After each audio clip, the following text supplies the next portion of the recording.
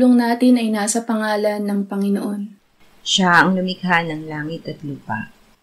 Ating ipahayag ang ating mga kasalanan sa Diyos. Ang ating Diyos ay Diyos na mahabagin at mapagpatawad.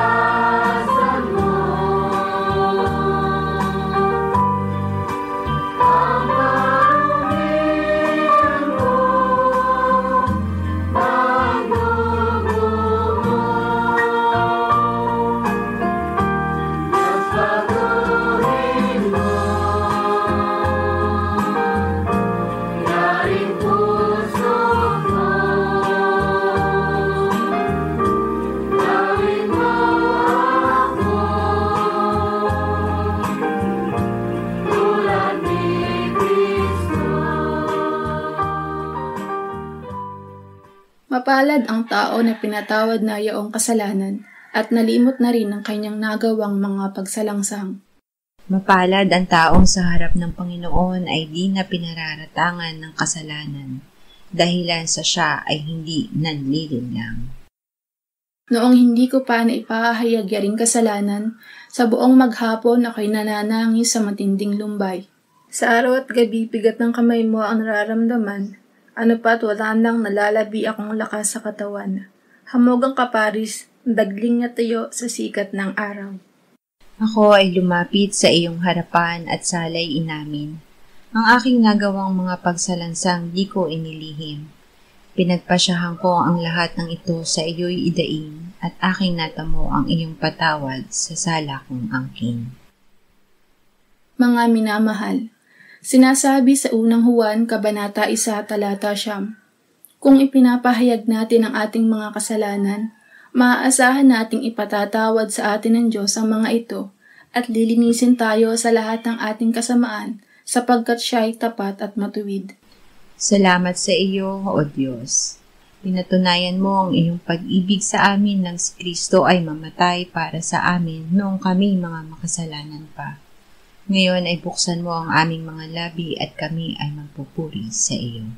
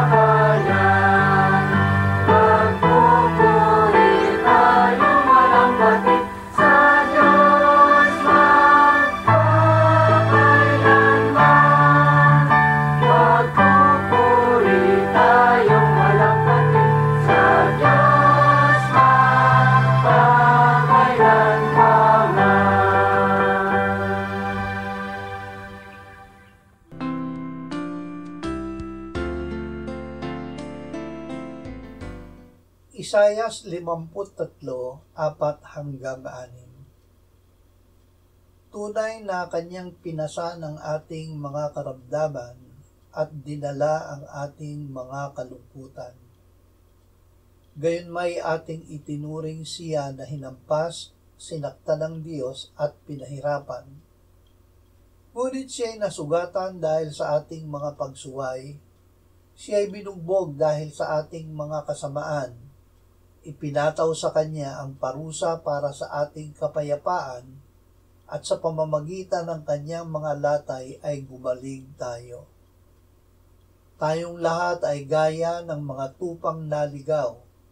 Bawat isa sa atin ay lubihi sa kanyang sariling daan at ipinasan sa kanya ng Panginoon ang lahat nating kasamaan para sa ating kasalanan at karamdaman. Si Kristo ay namatay para sa ating mga kasalanan ayon sa mga kasulatan at siya'y inilibing at muling binuhay ng ikatlong araw ayon sa mga kasulatan. Ang mga kasulatan ay nasulat sa kautusan ni Moises, sa mga propeta at sa mga awit. Sinabi ni Moises na ang Diyos ay nagpakilala, "Ako ang Panginoon na nagpapagaling sa iyo." Sinabi ni Isaias na dadalhin ni Kristo sa kanyang katawan ang parusa sa lahat ng ating kasamaan. Siya ay sasaktan, susugatan at bubugbugin dahil sa ating kasalanan. Kasama sa dadalhin niya sa kanyang katawan ang ating mga karamdaman at kalungkutan. Awit 107:17-20. Mga bagbang dahil sa daan ng kanilang mga kasalanan at dahil sa kanilang mga kasamaan ay nagdanas ng kahirapan.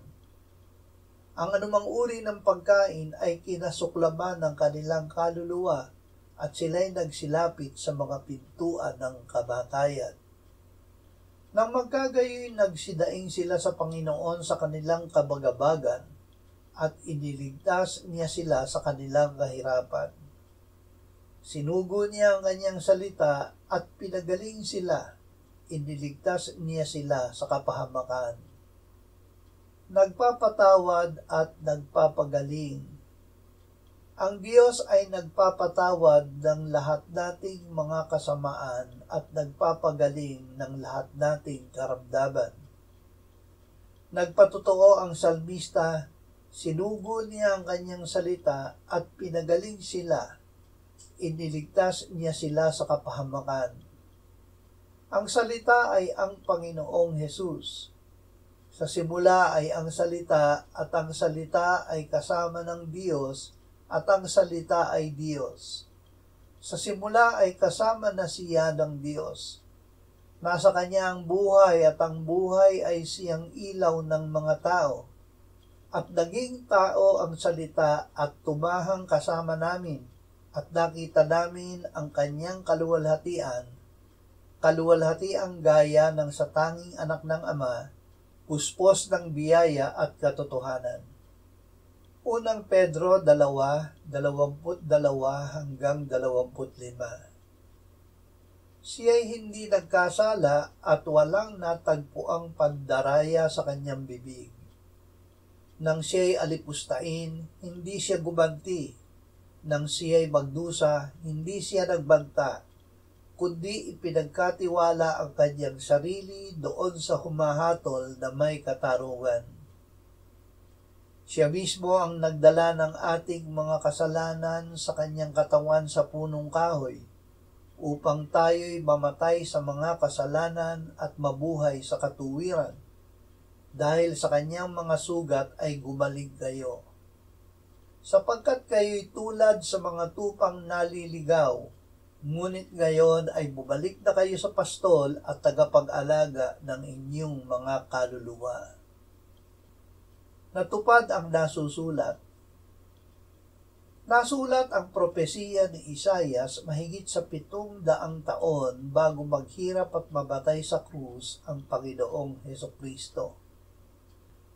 Ang propesiya ni Isaias ay natupad kay Kristo. Si Kristo ay namatay dala sa kanyang katawan ng ating kasalanan upang tayo ay mamatay sa kasalanan. Siya ay muling nabuhay upang tayo ay mabuhay sa katuwiran. Siya ay nasugatan upang tayo ay gumaling. Tayo ay gumaling dahil sa mga sugat ni Jesus. Mateo 8:14-17. Nang pumasok si Jesus sa bahay ni Pedro, nakita niya ang biyanang babae nito na nakaratay dahil sa lagnat. Hinawakan niya ang kamay ng babae at nawala ang kanyang lagnat. Bumangon siya at naglingkod kay Jesus. Nang gabing iyon ay dinala nila sa kanya ang maraming inaalihan ng mga demonyo. Pinalayas niya ang mga espiritu sa pamamagitan ng salita at pinagaling ang lahat ng mga may sakit. Ito ay upang matupad ang sinabi sa pamamagitan ni Propeta Isaias, kinuha niya ang ating mga sakit at pinasan niya ang ating mga karamdaman. Ang ating manggagamot. Si Jesus ang Panginoon na ating manggagamot. Kasama sa kanyang pagtuturo at pangangaral ang pagpapagaling ng mga may sakit at pagpapalaya sa mga pinahihirapan ng mga demonyo. Kung paanong dinala niya sa kanyang katawan ang ating mga kasalanan, dinala rin niya sa kanyang katawan ang ating mga sakit at karamdaman. Sa pamamagitan ng kanyang mga latay, tayo ay gumaling.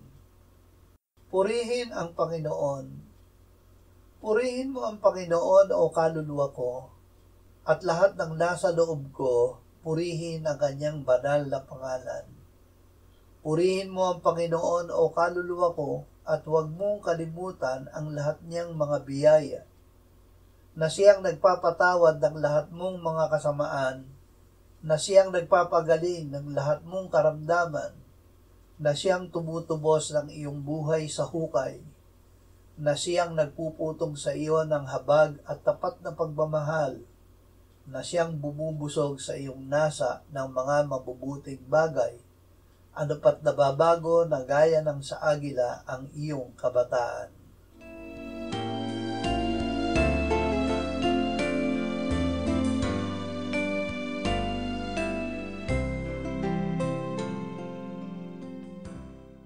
Manalangin tayo.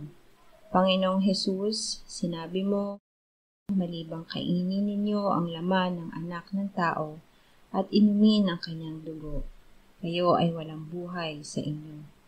Ang sino mang kumakain ng aking laman at umiinom ng aking dugo ay may buhay na walang hanggan, at akin siyang muling bubuhayin sa huling araw. Sapagkat ang aking laman ay tunay na pagkain, at ang aking dugo ay tunay na inumin. Siya na kumakain ng aking laman at umiinom ng aking dugo ay nananahan sa akin at ako sa kanya. Kung paanong buhay ang Ama na nagsugo sa akin at ako ay nabubuhay sa pamamagitan ng Ama, gayon din siya na kumakain sa akin. Siya man ay mabubuhay sa pamamagitan ko. Panginoong Hesus, aming tagapagligtas, tinatanggap ka namin sa oras na ito bilang aming tinapay ng buhay. Tinatanggap namin ang iyong katawan na ipinako sa krus, namatay, inilibing, pinuhay na muli at iniakyat ng Ama sa kanyang kanan sa langit bilang aming tunay na pagkain.